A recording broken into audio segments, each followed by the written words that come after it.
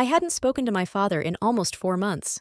Not because of some falling out, but because he had stopped calling.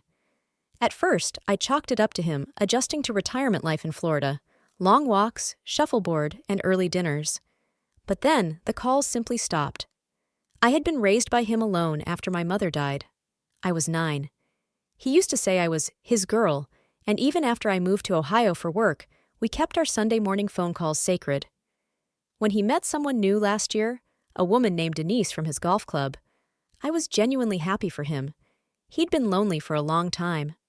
I even encouraged him to open up more, to go on real dates, to let himself feel again. I wanted him to have a second chance. But something changed after Denise came into the picture. He canceled our weekly calls more and more. When I visited for Thanksgiving, she was distant and cold. She barely acknowledged me at the table, and her 2 grown children, Rachel and Kyle, acted like they were entitled to every square foot of his house. They spoke over me, took over the kitchen, and whispered behind my back like teenagers. My dad, the man who once cried watching me graduate college, just smiled politely and said nothing. I flew home early that year. Something in my chest was tight the whole flight. Still, I thought, give him time. Maybe he's just caught up in the excitement. Then, this spring, I got a text. One line. Hey, sweetheart, Denise and I are having a small ceremony next weekend. Keeping it modest, just a couple friends. Hope you're well. No call, no invite, just a text. I stared at it for hours. My hands trembled. He had just told me I wasn't part of his modest celebration. I didn't even respond. A week later, Facebook delivered the punch that finished what the text had started. There they were, in matching cream linen outfits under a floral arch, laughing, kissing. Her daughter Rachel wore a blush pink dress. Kyle toasted with champagne. The caption said it all. Grateful to start this new chapter with my beautiful wife and our family. Our family. I wasn't in a single photo, not mentioned, not even a forgotten tag. That night, I locked my phone and sat in the dark. My husband, Michael, asked me if I was okay. I couldn't answer. I couldn't even cry. That was the moment I made a quiet promise to myself. I wouldn't let this slide. I wouldn't yell or scream. I would let him have his wedding, his new family, his little fantasy, but I'd remind him of the daughter he erased, and I would do it in a way he'd never forget. The next morning, I woke early, earlier than I had in weeks. I poured myself a cup of lukewarm coffee and sat by the window, staring out at nothing in particular. Michael hovered, as he always did when he didn't know what to say. You want to talk about it? He finally asked, setting his own mug down. I shook my head. Not yet. But the silence between us was heavy. Michael had met my father only a handful of times, cordial, surface-level meetings. My dad had been polite, even warm, but there was always a sort of detachment, like Michael was just another figure in the background. It never really mattered before, but now? It all seemed part of a larger pattern I had refused to see. That afternoon, I pulled out an old photo album from the closet, the leather-bound one Dad gave me when I left for college. Inside were snapshots of my childhood. Me on his shoulders at the zoo, him braiding my hair before school, us dancing in the kitchen in our socks. On the inside cover, he had written, For my best girl, you are the heart of my life. Love always, Dad. I ran my fingers over the words, feeling my throat tighten. That man, the one who wrote those words, where did he go? It was Denise, I kept telling myself. She came into his life like a cool breeze at first. Charming, elegant, composed. But underneath that softness was something colder. I saw it at Thanksgiving. The way she interrupted him when he spoke. The fake smile she gave when I told her about my promotion. The way she always talked about her kids, fully grown adults, as if she were still the only center of their world. And my dad? He let her.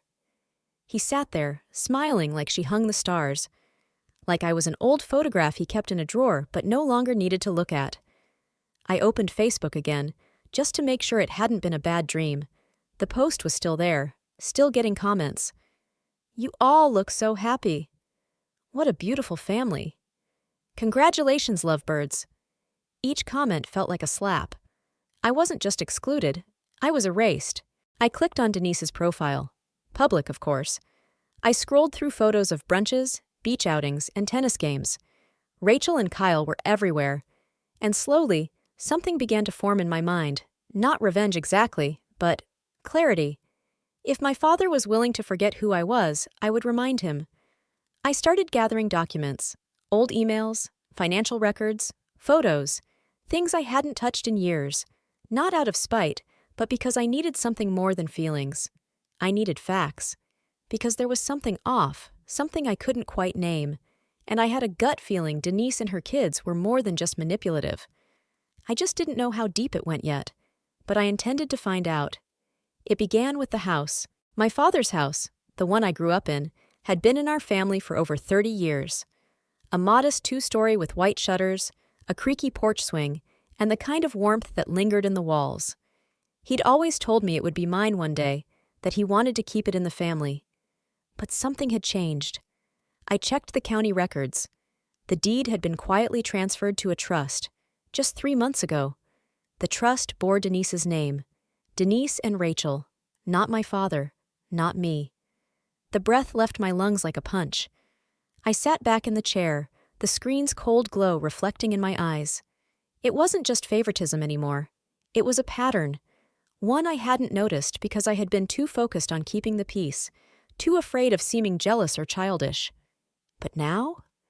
Now it was undeniable. Michael walked into the room and froze when he saw the look on my face. "What did you find?" he asked carefully. I turned the screen toward him. He leaned over, squinting. "Wait, they put the house in her daughter's name?" I nodded. And not just that. I checked his old business account. It was closed. His investment portfolio, gone. Everything's moved or consolidated under new management. I don't know how, but she's rewired his financial life completely. Michael sat down across from me, serious now. "You think he knows?" "I think he doesn't care, or he's being told what to care about." There was a long pause. Finally, he said, "Then what are you going to do?" "I need to go down there." Michael raised an eyebrow. "To Florida?" "Yes, just a visit. A surprise one. I need to see him face to face, and I need to talk to him before it's too late to undo any of this." Michael rubbed the back of his neck. "Are you sure that's a good idea? What if he pushes you away again?" "I'm not going there to beg," I said firmly. "I'm going to see how far she's gone, and whether my father is still in there somewhere." He nodded, slowly. "Then I'll come with you." I looked at him, really looked, and saw it. The concern, yes, but also something deeper. Loyalty. I hadn't asked him to get involved. I hadn't even explained everything I was planning. But he was in. The next morning, I booked 2 tickets to Palm Beach. If Denise thought she could erase me, she had underestimated just how much of my father still lived inside me. I wasn't going to let go of him without a fight. And if I found out she had done more than just manipulate his emotions, then I would make sure she regretted every single step she took into our lives. The Florida heat hit me like a wall as we stepped off the plane. The air was thick, salty, and unfamiliar. A far cry from the Ohio chill I'd left behind. Michael rented a car while I sat silently at the curb, watching palm trees sway like they had no idea families could come undone so easily. We didn't tell anyone we were coming. I knew if I gave my father warning, Denise would have time to control the narrative, to prepare whatever script she had him reading from lately. No, I needed him unfiltered. I needed to look him in the eyes and see if there was any part of him still untouched by her. Their home, once his, now technically theirs, was in a gated community near the water. Everything about it screamed curated perfection. Manicured lawns, soft jazz playing from invisible speakers, neighbors walking golden retrievers in matching polos. We were let in by a security guard who glanced at our names but didn't question us. I wondered if my name still meant anything at all here. Michael parked, and I stared at the front door for a long moment before stepping out. I knocked. It took a full minute before anyone answered. Rachel opened the door. Her expression flickered. Confusion, irritation, and then something that looked like fear. That told me more than I expected. "Is he home?" I asked, my tone flat. She crossed her arms. "You should have called." "I know," I said, brushing past her. The house was spotless. Cold, All grays and creams, like a hotel trying too hard to feel expensive. Gone were the old leather recliner, the wooden bookshelf with my childhood scribbles in the corners, the photos of my mom and me. In their place were framed pictures of Rachel and Kyle, and Denise, always in the center, smiling like she owned the air in the room. My father came around the corner, his face lighting up with surprise. "Sweetheart, what are you—" He stopped mid-step. Behind him, Denise appeared, her hand on his arm like she was holding him upright. "I needed to see you," I said quietly. He looked thinner. Not unhealthy, but diminished, like something in him had been softened, worn down. His eyes darted between me and Denise. "Let's sit," he said, gesturing to the couch. "We can talk." I sat. Denise didn't. She stood behind him, silent and watchful. I got straight to the point. "Why is the house in Rachel's name?" He blinked. "What? No, it's in a trust." "Her trust, and you're not on it." He shifted in his seat. Denise's hand tightened on his shoulder. "It was just—" he began, but Denise cut in smoothly. "It was for legal protection, for everyone. We thought it best." "We?" I asked. Her smile didn't reach her eyes. "Your father and I make decisions together now, as a family." I turned to him. "Did you want that? Or were you told to?" He didn't answer. That silence told me everything. I stared at my father, waiting for him to say something, anything, that would show me he was still in there somewhere. That the man who used to write me letters at camp, who once drove 12 hours to help me move apartments, hadn't disappeared into the silk-screened world Denise had built around him. But he only looked at the floor. Michael shifted beside me, sensing the tension spike. Denise stepped closer. "It's natural for things to change as families evolve. You're married now. You have your own life. Your father has his. Why does it matter whose name is on a piece of paper?" "It matters," I said, my voice low but steady, "because he promised that house would stay in the family, and because the trust isn't neutral, it puts Rachel in control." Rachel flinched slightly at the sound of her name. She hadn't said a word since opening the door. Now she busied herself rearranging throw pillows that didn't need rearranging. Denise's smile thinned. "You're making this into something it's not." I turned to my father. "Dad, I'm asking you directly. Was this your idea? Or was it hers?" He rubbed his temples. "It just made sense. I didn't want to burden you with decisions down the line. I never said it would be a burden. You didn't even ask me." "It's done," Denise interrupted, voice cool. "And frankly, digging through records behind our backs, it's invasive." Michael's voice was calm but firm. "So is cutting your daughter out of her inheritance without a conversation." Denise's eyes flicked to him, calculating. "This isn't your family matter." "Yes, it is," he said, resting a hand on my back, "because it hurts her, and that makes it mine too." I felt something shift then, a tiny fracture in the perfect glass surface of this life they'd built. Rachel's eyes darted between us nervously. My father looked old, suddenly, not just tired, but worn. And Denise, for just a moment, lost the polish in her tone. "May I speak to my father alone?" I asked, looking at her directly. "No," she said quickly, too quickly. "There's nothing to hide, so we can all stay right here." That told me more than any document ever could. Michael glanced at me, then back at Denise. "He's still her father. You should let them speak." Silence. Finally, my father stood. "Let's go to the back porch." Denise opened her mouth, but he held up a hand. "Just a few minutes." I followed him out, heart pounding. He shut the sliding door behind us, and for a moment, all I could hear was the ocean breeze and the distant hum of a golf cart. "I'm sorry," he said, barely above a whisper. "Why?" I asked. "For what she's doing, or for letting her?" He didn't answer.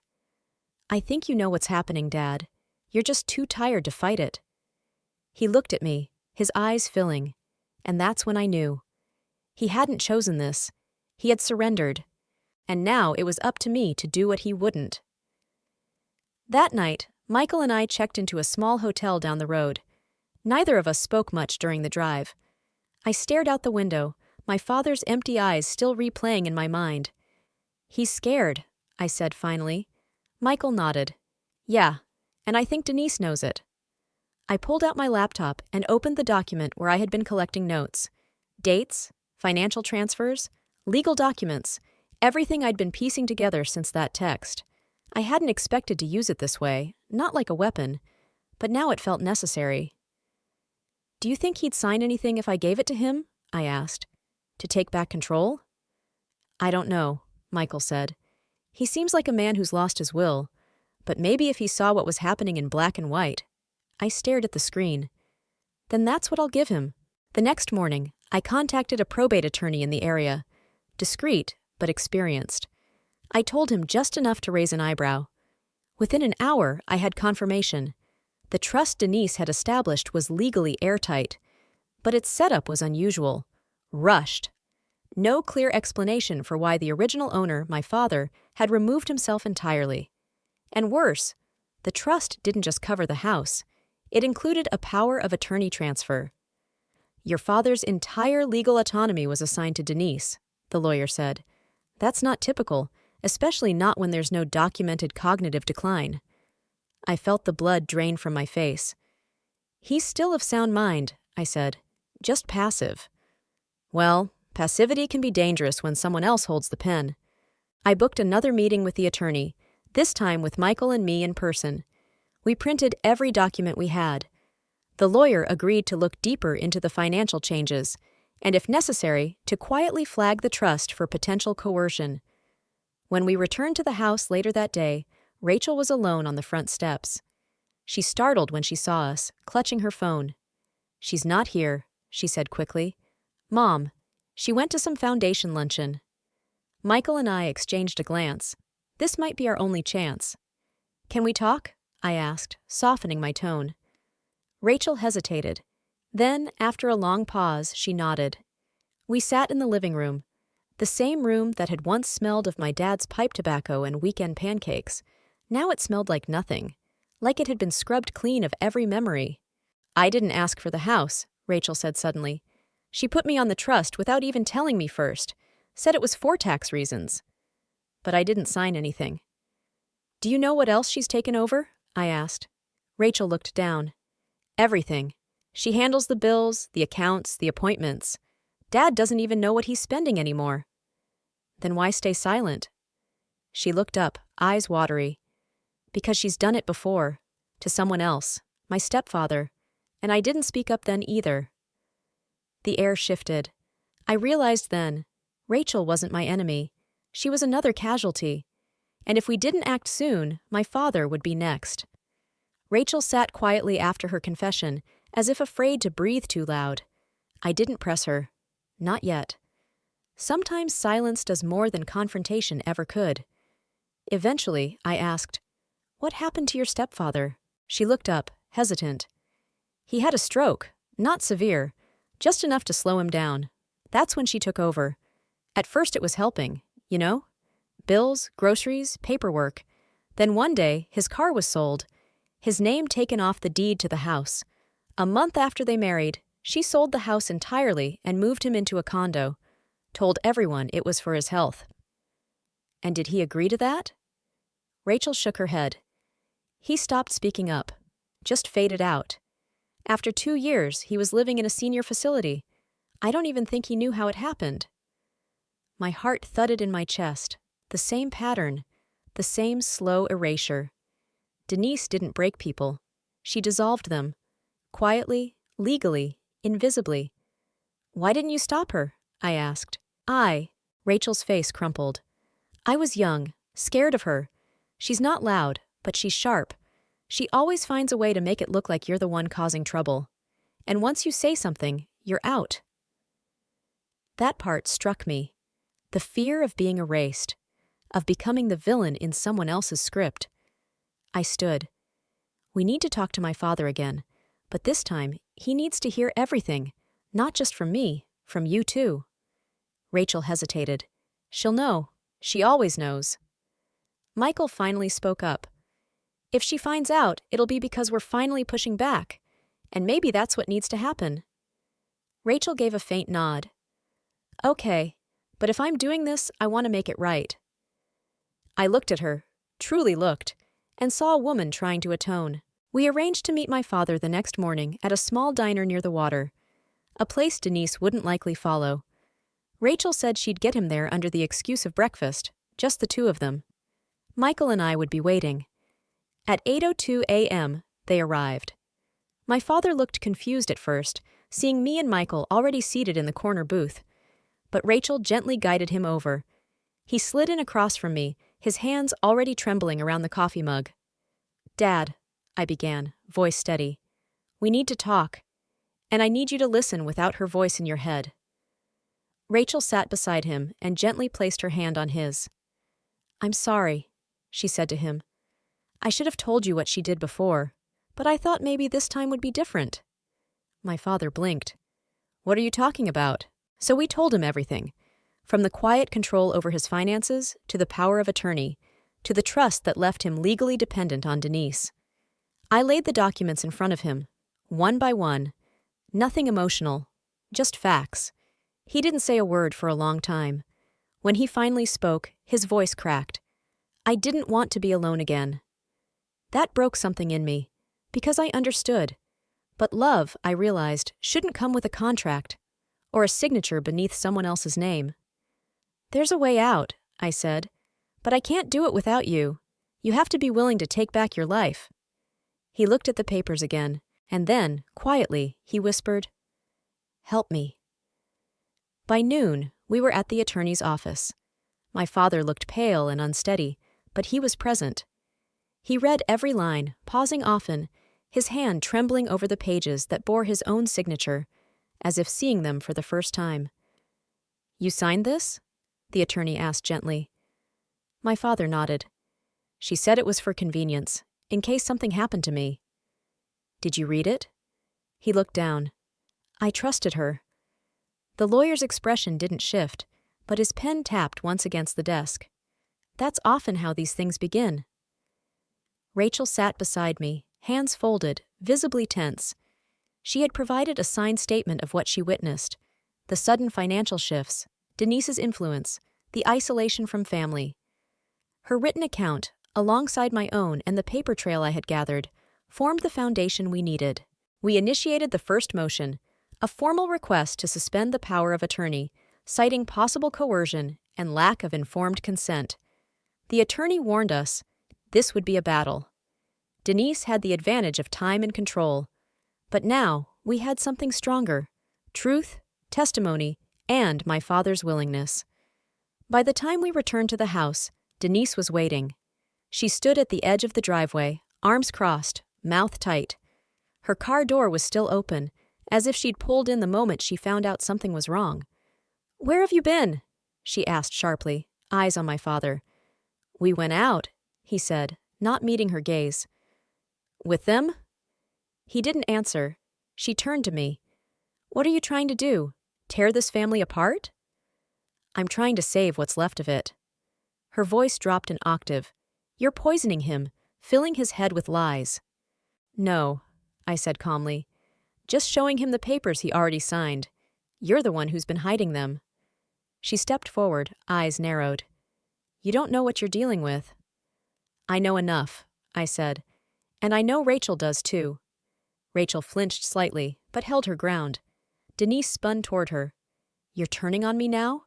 After everything I've done for you?" Rachel's voice was soft but steady. "I never asked for any of it." The silence that followed was electric. Denise's fury was no longer hidden. It bloomed across her face in tight lines and clenched fists. "You think you can take him away from me? Undo everything?" I looked her in the eye.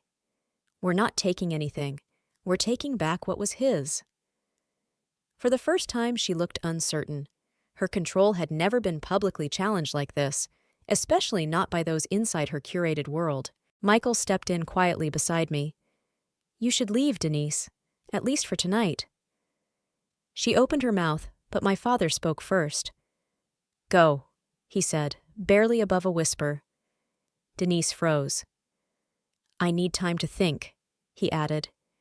She stared at him like he'd spoken a foreign language, and then, slowly, She stepped back.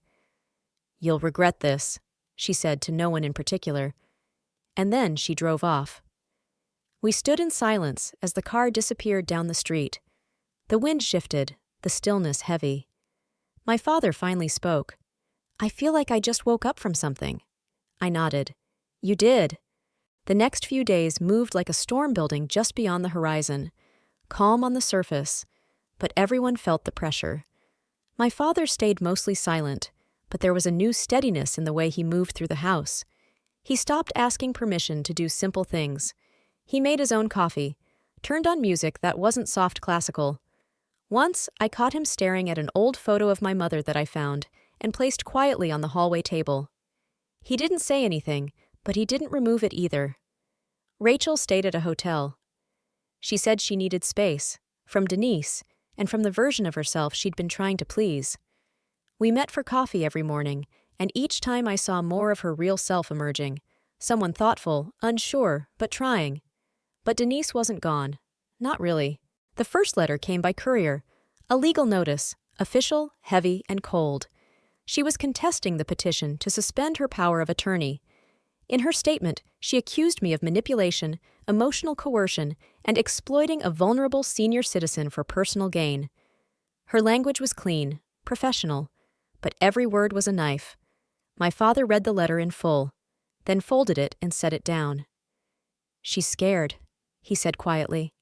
I nodded. She should be. But her fear didn't slow her. 2 days later, we found out the joint account she controlled had been drained. Not completely, but enough to send a message. The attorney filed an emergency motion to freeze the remaining assets. It was approved within hours. Still, the damage had been done. That evening, I sat with my father on the porch. The Florida sun was setting, bleeding orange and gold into the ocean sky. "I don't know how I let it go so far," he said. "Because she made it feel like your only option," I replied. "That's how people like her work, slowly, quietly, until you forget there were other ways." He sighed. "I just didn't want to be alone." "You're not." He looked at me, really looked, and his eyes welled up. "I was proud of you, you know. Always have been. I just never said it enough." That nearly undid me. "You still can," I whispered. "It's not too late." Later that night, Denise showed up. She didn't knock, just walked in. Her voice rang out like a bell dipped in poison. "So this is what betrayal looks like." We all met her in the living room. She had a folder in her hand, her hair pulled tight, her expression carved from ice. "You think this little rebellion will hold up in court? You think your daughter cares about you more than your bank account?" Michael stepped forward. "You should leave, Denise." She laughed. "Of course you'd say that. You've always wanted her to cut ties with her father. And now she gets the money too? What a win." "I'm not after his money," I said. "Then why dig through his documents? Why the lawyer, the motions, the circus?" "Because you erased me," I said. "And you didn't stop there. You erased him too." For a moment she faltered. Then my father stood up. "Denise," he said, voice steady, "I want you out. For good." She blinked. "This house, this life, it's mine, and I'm taking it back." She looked at Rachel, as if expecting some last-second alliance, but Rachel only turned away. Denise's lips curled, but she didn't argue. "You'll regret this," she said, just like before. But this time, no one answered. It took months. Denise didn't disappear overnight. Her attorneys filed every possible motion to delay and discredit. She pushed narratives online, spreading rumors that I was after my father's money. One blog even picked up a twisted version of the story, painting her as the victim of an ungrateful adult child exploiting her elderly father for inheritance. But the truth held. The courts eventually suspended her power of attorney and ordered an investigation into financial misconduct. The trust that had placed the house and investments under her and Rachel's name was declared suspect, pending formal review. With the accounts frozen, Denise could no longer leech money in the dark. She vanished from the neighborhood not long after that. Rumor had it she moved to Sarasota, alone. My father's face changed after she left. There were still quiet mornings when he'd sit in the living room, staring off, wondering how he'd let things slip so far. He apologized often, not just for what happened, but for not noticing how much of me he'd pushed away in the process. We didn't rebuild overnight. The wounds were deep. But slowly, the conversations grew easier, less guarded. He started calling me again, just to talk. He sent birthday cards to my children, even came to visit in the fall. He started smiling with his eyes again. Rachel chose not to return to the house. She got a small apartment of her own, started night classes and counseling. I think she needed a life that was hers, not built from the scraps of her mother's schemes. Michael and I flew home after the first court ruling. We stood in the airport, exhausted but quiet, the way you feel after watching something heavy finally settle into the earth. Not a clean ending, but a real one. A few weeks later, I got a message from my father. No warning, just a photo. It was the old family album, the one with the cracked leather spine, the corners worn soft. In it, a new picture had been added. Me, Michael, and the kids. Taken that summer on the porch, everyone sunburned and laughing. Beneath it, he'd written, "This is my family. I remember now." I didn't cry. I just sat for a long time and looked at the message, letting it sink into all the parts of me that had spent years wondering if I was enough, if I was remembered. In the end, it wasn't money that mattered. Not the house. Not the inheritance. It was the fact that when someone tried to erase me, I didn't vanish. I stood up, calmly and fully, and I brought the truth with me. And when my father looked at that truth, he didn't run. He came home.